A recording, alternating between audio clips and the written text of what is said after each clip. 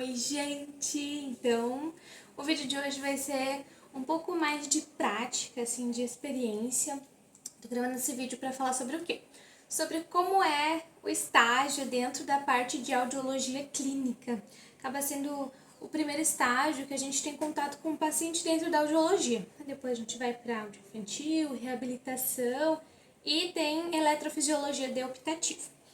Então, para quem não me conhece, eu sou Clara, eu sou acadêmica de fonoaudiologia, estou no 7º período já. Já passei pelo estágio de audioclínica, já faço estágio em reabilitação e tenho agora estágio de avaliação infantil. Então, já tenho um pouquinho assim de experiência dentro dessa área de contato com o paciente, prática. Então, o primeiro estágio é, assim, eu gosto bastante dessa área, mas é um estágio muito gostoso. Porque tu teve áudio, teve anatomia e ali vai começando a casar as coisas, tu vai vendo que realmente faz sentido. Às vezes, quando a gente está fazendo os exercícios e a gente está inferindo os exames, acaba ficando um pouco mais difícil, porque nunca tive contato com o paciente, então como é que ele responderia? E nos exercícios é muito isso, a gente vai inferindo, colocando as informações que a gente acha e tudo mais. E agora não, a gente tem a prática, a gente vê as coisas se encaixando e tudo mais, tá bom? Que na universidade funciona como? A gente vai no serviço, no laboratório, no SASA, né? O serviço de reabilitação que a gente tem aqui pelo Sistema Único de Saúde, então é tudo via SUS, desde avaliação, diagnóstico, reabilitação, todo o processo é via SUS. Para a parte de vestimenta, biossegurança, investimento é assim, a gente sempre vai estar com o jaleco, nosso jaleco azul, padronizado do curso, e a vestimenta por baixo. A única coisa que tem que tomar cuidado às vezes é com o comprimento. A roupa não pode ficar tipo, mais curta que o jaleco. Então, tipo, tô com shorts, uma saia, um vestido, tem que ficar abaixo do jaleco. Então, tem que estar ali na linha do joelho.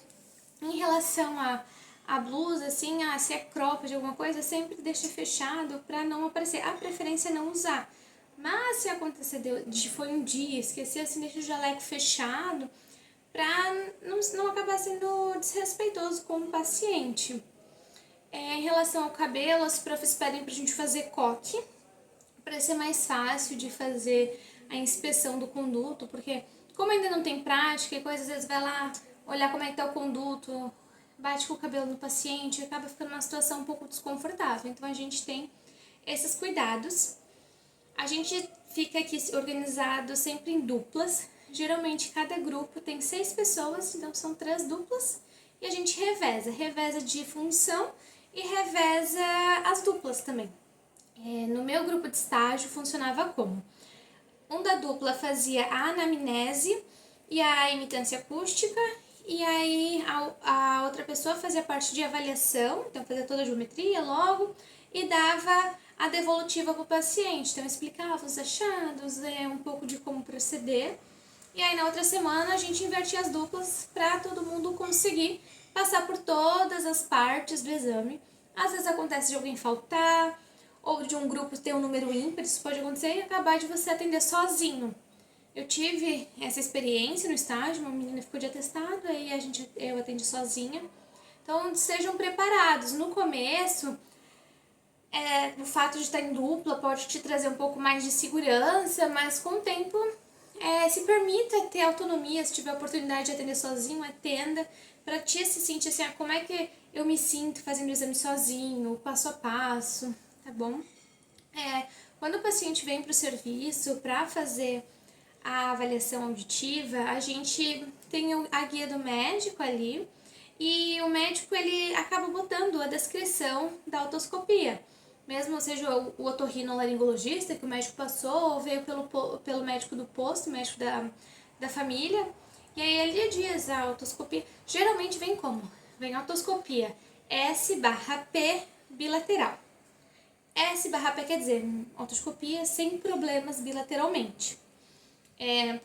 Às vezes pode vir aí dizendo que tem placa de tímpanosclerose, pode aparecer também que estava opaco, então isso vai aparecer sempre na guia do médico. Então quando o paciente chega, ele te entrega dá uma lida, também entende o que tá ali.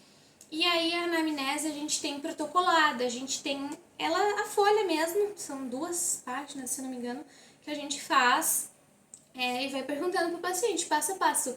No começo, a gente vai seguir assim, depois acontece de ir fazendo perguntas que tu já sabe que tá ali fora de ordem. Combina sempre com a dupla o quê? Tu vai fazendo a pergunta e tu não vai ficar anotando para não ser demorado, mas a tua dupla, ela anota tudo e aí depois vocês colocam no sistema quando terminar a avaliação. Algo que é quando o paciente vem, ele já, dá bom dia, cumprimenta e tal, e pergunta a queixa dele. Ah, seu João, o que aconteceu que o senhor veio aqui fazer esse exame? Às vezes vai acontecer que a pessoa nem sabe o que ela tá fazendo. Mas tem casos que ele vai falar, tipo, o seu João falou assim, ai, não tô ouvindo. Não tô ouvindo nada. Aí tu vai falar, de nenhum ouvido? Aí ele vai falar, não, esse aqui, ó, se eu fizer assim, eu até ouço, mas não é muito. Aí já dá pra... As perguntas vêm muito assim, a queixa, quanto tempo? Eu tô pra, há quanto tempo, seu João, percebe isso? Ai, faz tempo, eu nem lembro quando começou. Aí tu já vai ver, opa, é uma perda ali de longa data. Se é o seu João que eu tô falando aqui, eu tô pensando no paciente idoso, né?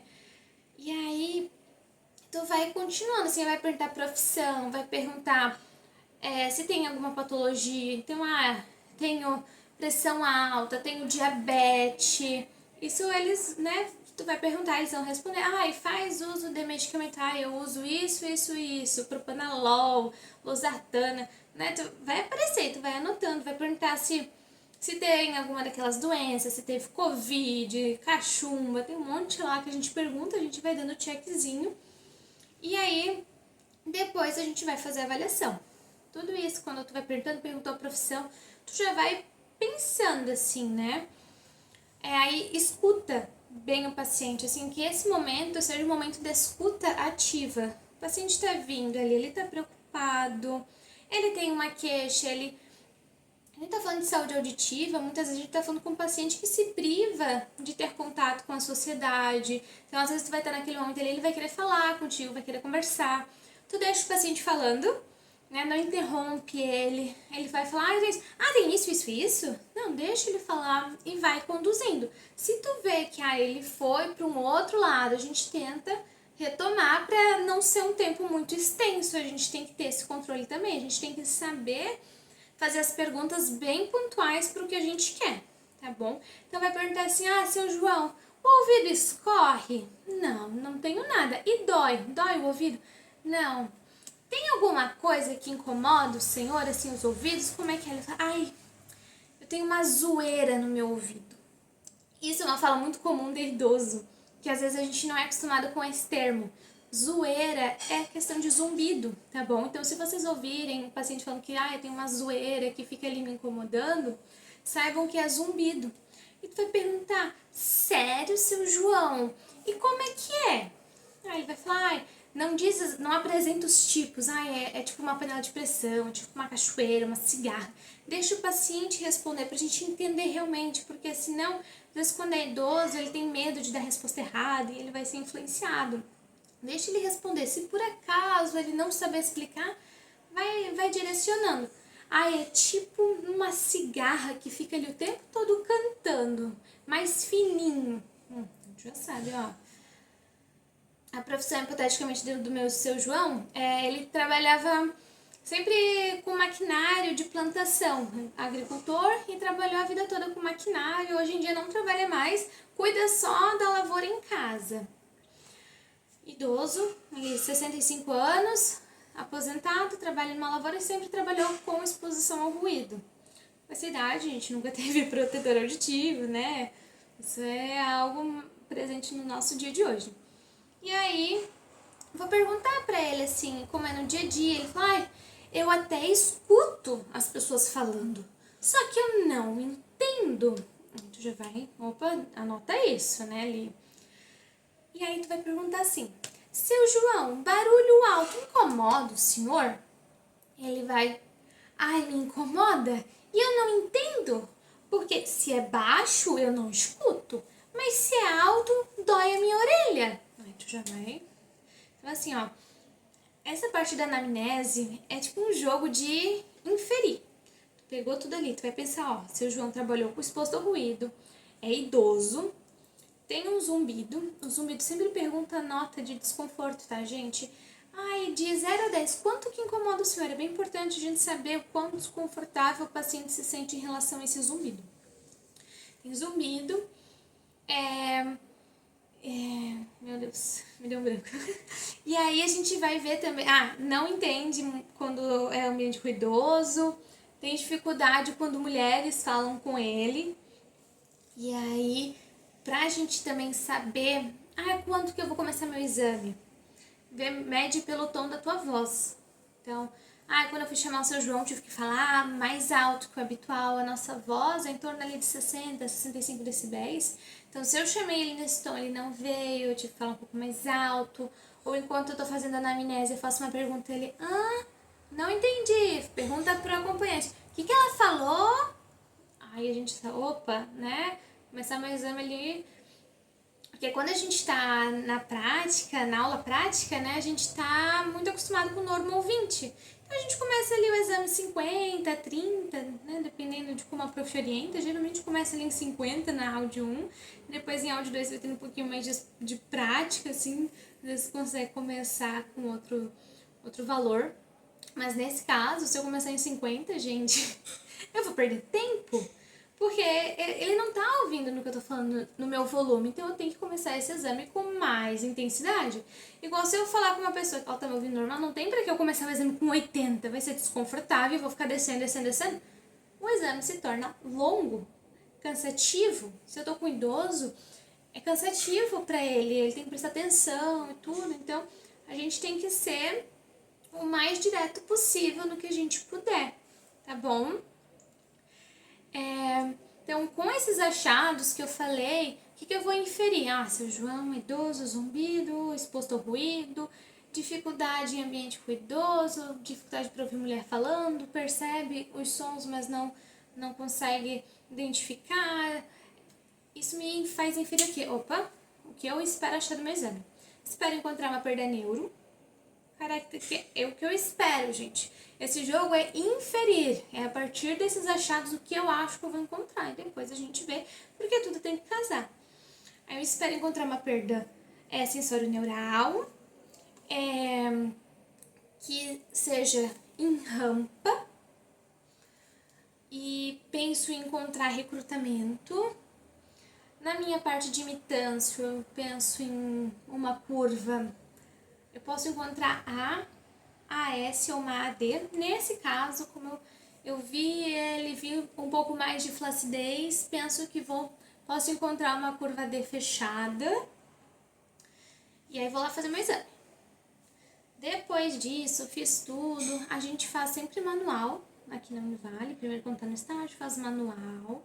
Depois que terminou todo o exame, a gente pede para o paciente aguardar um pouquinho na recepção para a gente passar o exame para o sistema, para a professora conferir, carimbar.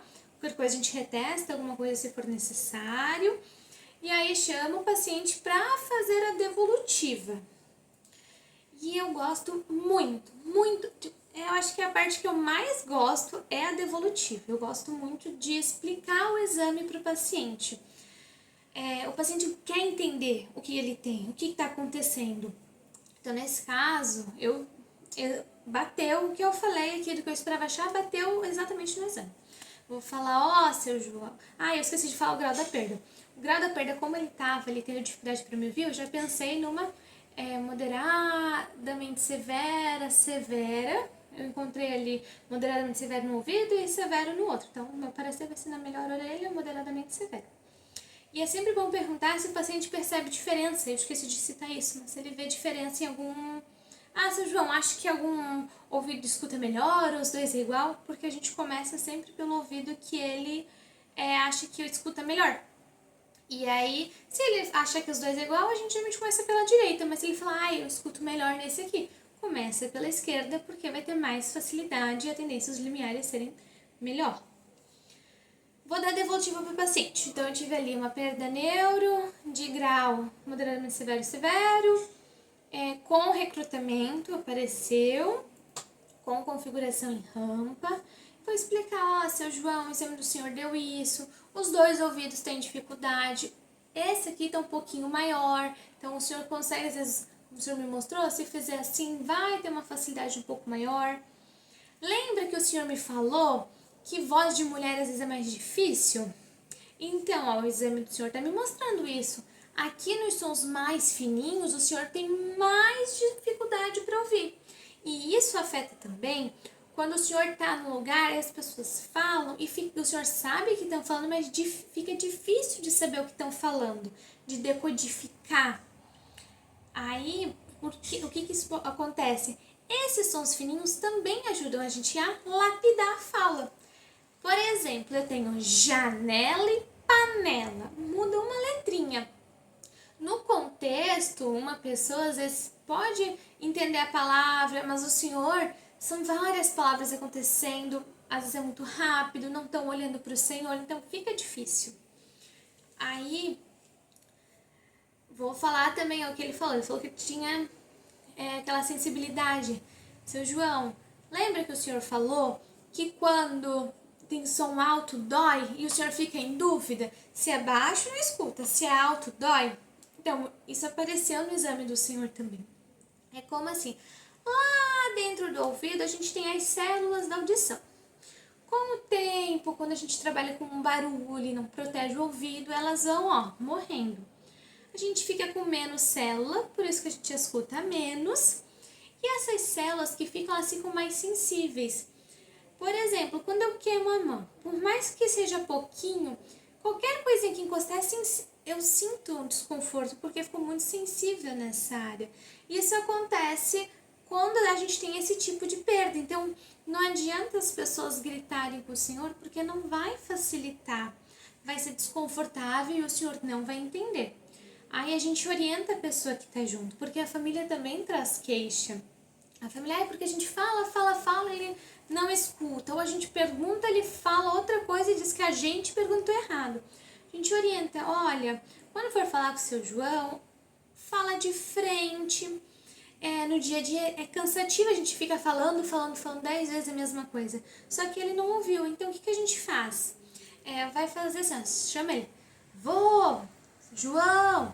Quando perceber que ele ouviu o chamado, a gente fala o que quer. Porque aí a gente vai ter certeza de que ele tá ouvindo. E aí eu vou ter que falar 1 ou 2 vezes, não 10. Evita o desgaste, o cansaço do dia a dia de ter que ficar falando várias e várias vezes, ou de gritando, né?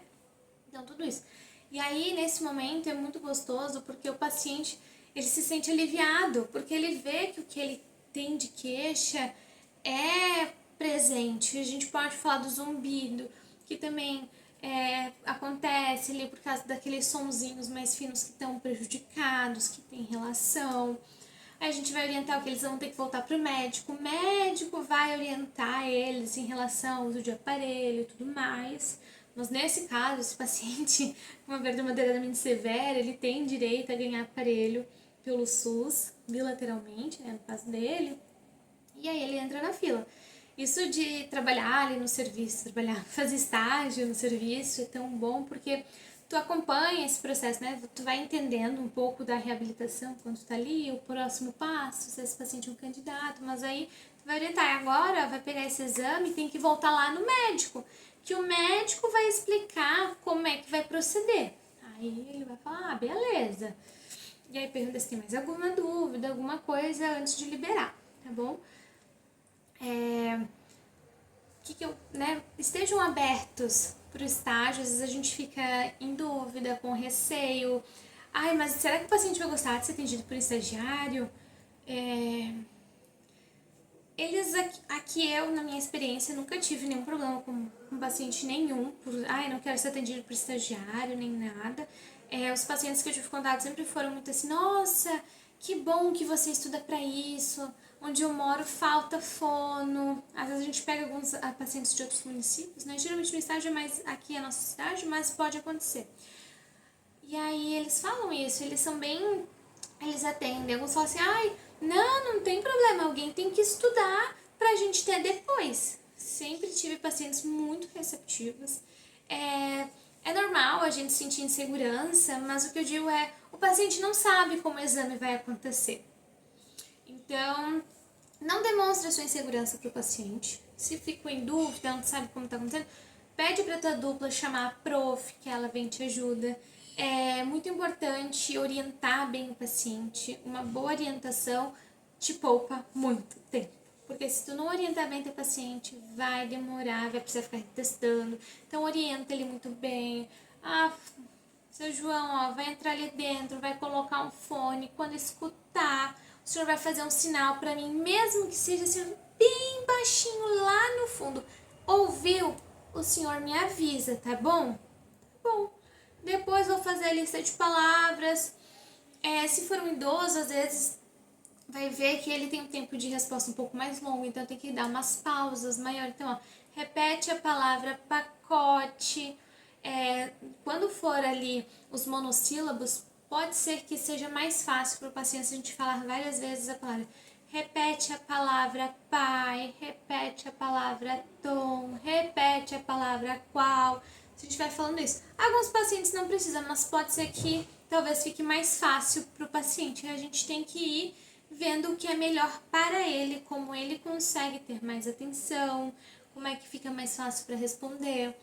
Se o paciente às vezes estiver um pouco assim disperso, ele abre o microfone e fala assim, ó, seu João, lembra de ouvir aquele ó bem baixinho, eu sei que é difícil, mas ó, vamos prestar atenção pra gente conseguir logo terminar o exame, porque isso tem também, gente, o idoso também tem às vezes um tempo mais curto de atenção, então a gente não vai demorar tanto. Então eu acho que era isso que eu tinha assim para falar, mais ou menos de como funciona o estágio. Espero que vocês venham abertos a fazer estágio, um estágio muito gostoso. Assim, às vezes dá medo, mas é muito bom de verdade. O serviço é maravilhoso, as professoras são bem atenciosas. E estejam sempre com as anteninhas ligadas, tentando inferir as coisas, pegou essa informação, lembra disso, bom que as patologias vão estar acontecendo junto. Então, eu acho que o mais importante é sempre estar atento para todas as coisas, porque áudio, gente, é um quebra-cabeça que a gente tem que ir juntando e essas peças têm que se encaixar.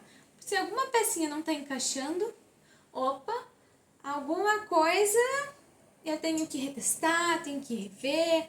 Será que é algo muito específico que eu nunca vi, eu vou precisar da ajuda da prof?